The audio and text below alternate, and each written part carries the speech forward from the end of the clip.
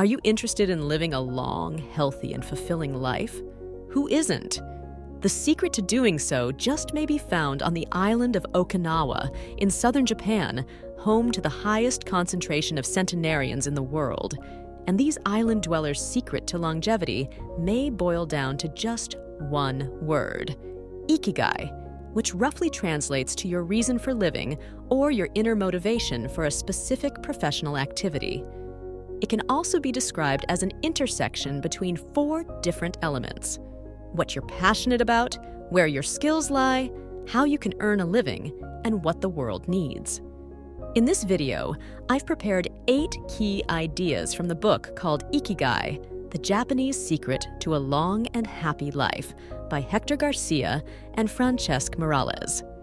If you will watch this video till the end, you will understand why people from Japan have the highest life expectancy in the world. So let's begin with first one. A deep purpose in life is the secret to longevity. Many Japanese believe that everyone has an ikigai, or destiny, that they were born to fulfill. However, while some people find their ikigai quickly, others must seek it out over time.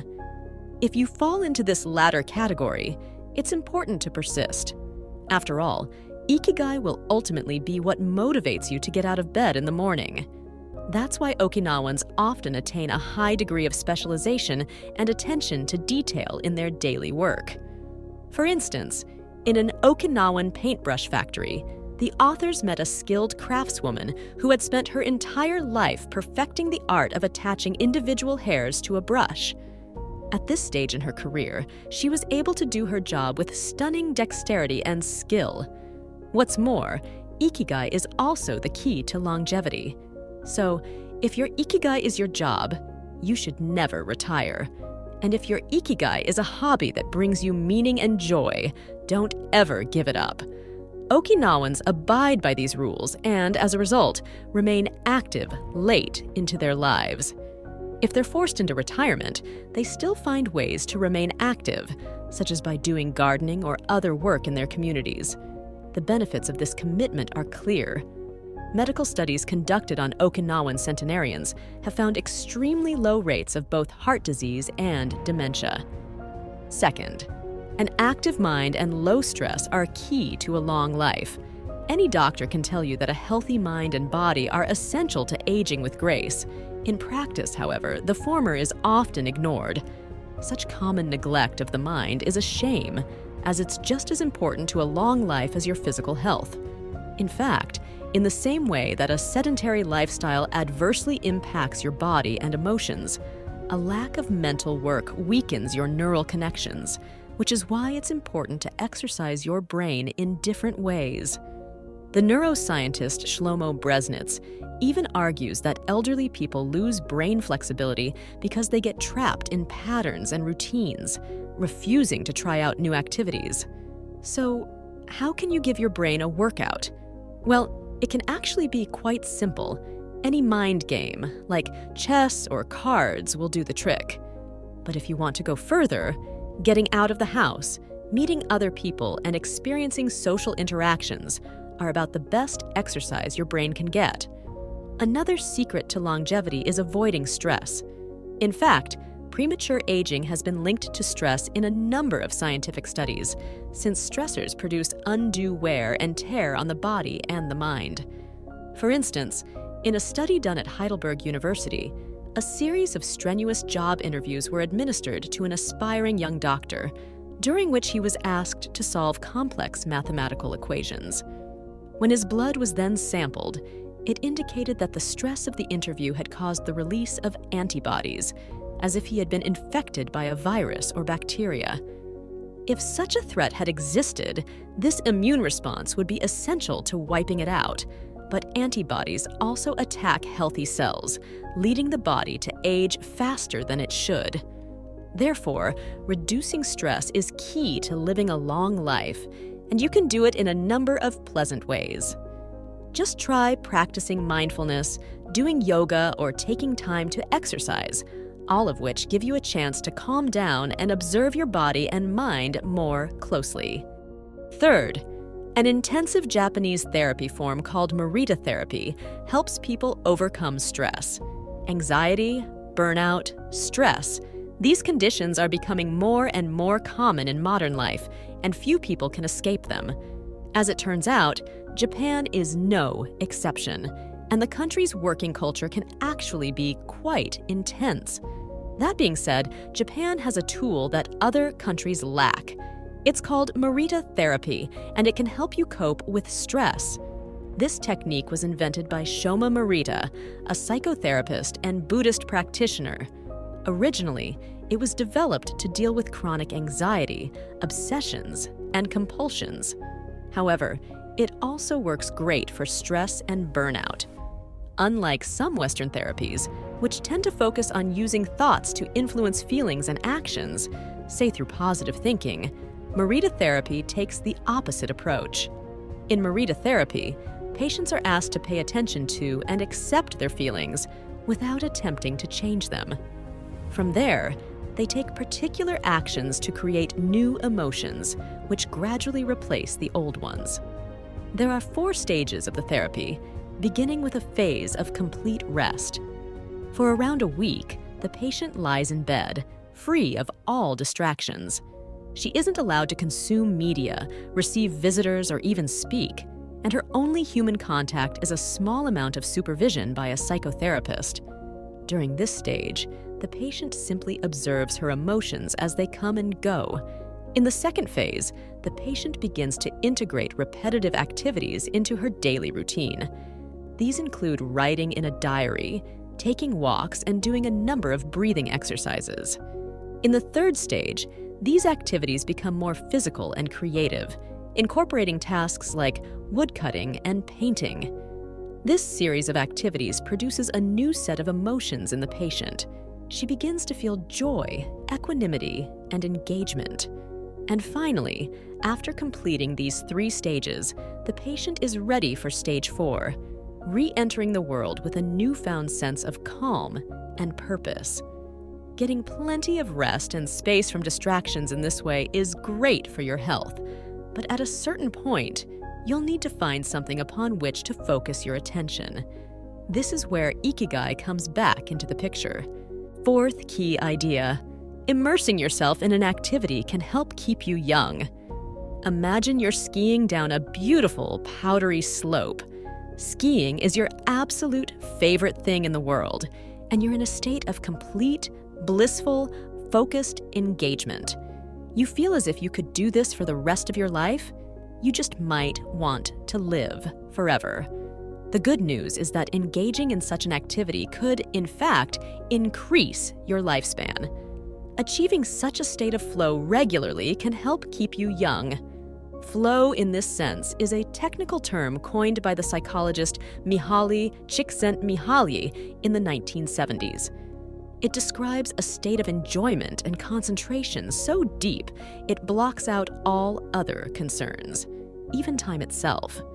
Seeking out activities that produce such a state will increase your enjoyment of life and, therefore, your longevity. That's why such experiences should be prioritized over hedonistic ones like overeating, substance abuse, or media entertainment, which people often indulge in out of boredom. Flow is even shared across cultures and types of people. As a result, chess players, engineers, and painters can all find themselves in a state of flow. But beyond that, it's healthy for the mind, since it focuses you on a single object for a sustained period. Ideally, your IKIGAI, that is, your main life occupation, will regularly produce a state of flow. But if it doesn't, be sure your hobbies do. That being said, when setting out to experience a state of flow, calibrating the level of difficulty is essential.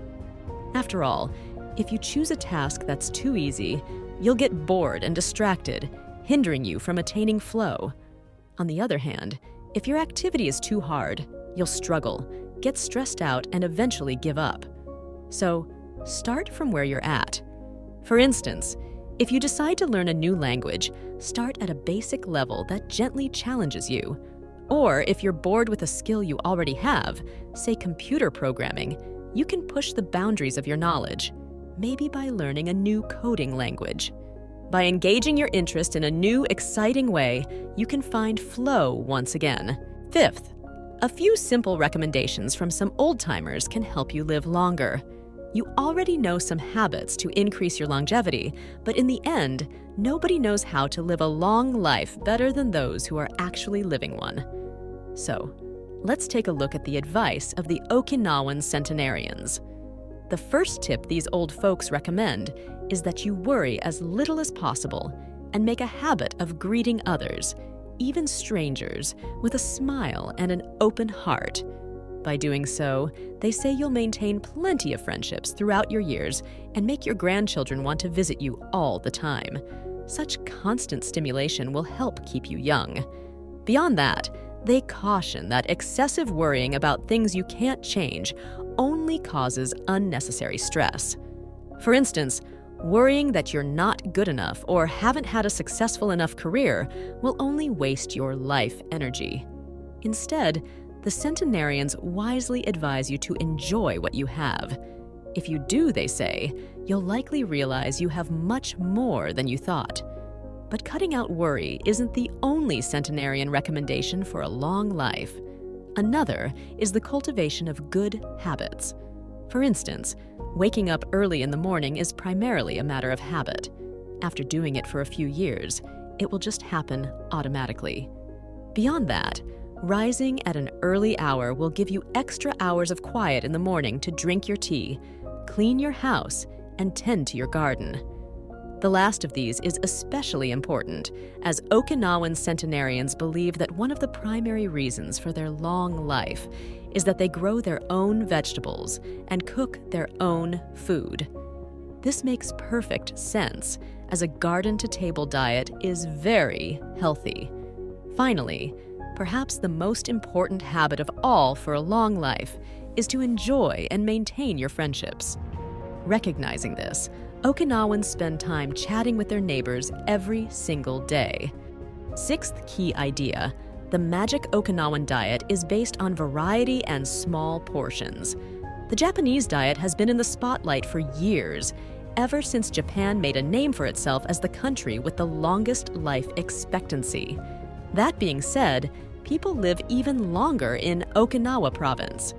To find out why, Makoto Suzuki, a heart specialist from Ryukyus University in Okinawa, did several studies on the Okinawan diet, beginning in the 1970s.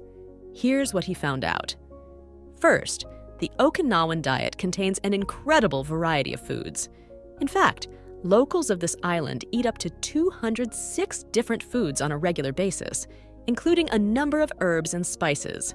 Every day, they eat 5 separate portions of fruits and vegetables. They like to determine that they're getting enough variety by ensuring their plates contain all the colors of the rainbow. The base of the diet is grains, like rice or noodles, while seasonings like salt and sugar are used sparingly. In fact, Okinawans eat 60% less sugar and 50% less salt than other Japanese natives, who already eat a diet that's relatively healthy by global standards.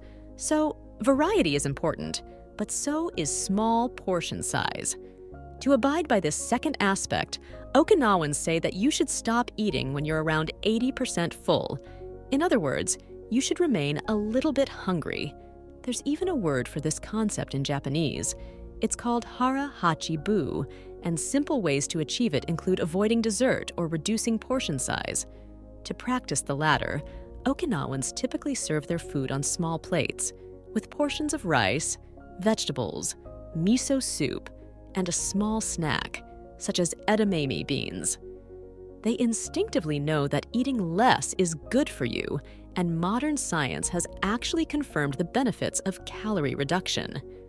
By eating fewer calories, you can limit the level of a protein known as insulin-like growth factor 1. When too much of this protein exists in the body, cells age faster. As a result, eating less directly correlates to a longer life. Seventh, antioxidant-rich foods are essential for rejuvenation and a long life. Superfoods have swept the earth in recent years, changing the way people think about diet as medicine. There are a few Japanese varieties of these foods you won't want to miss out on. The first is green tea, a rejuvenating beverage loaded with antioxidants. Recent studies have found that this beverage, one of the most popular in Okinawa, is a powerful promoter of longevity. Unlike a number of other teas, green tea is air-dried and left unfermented.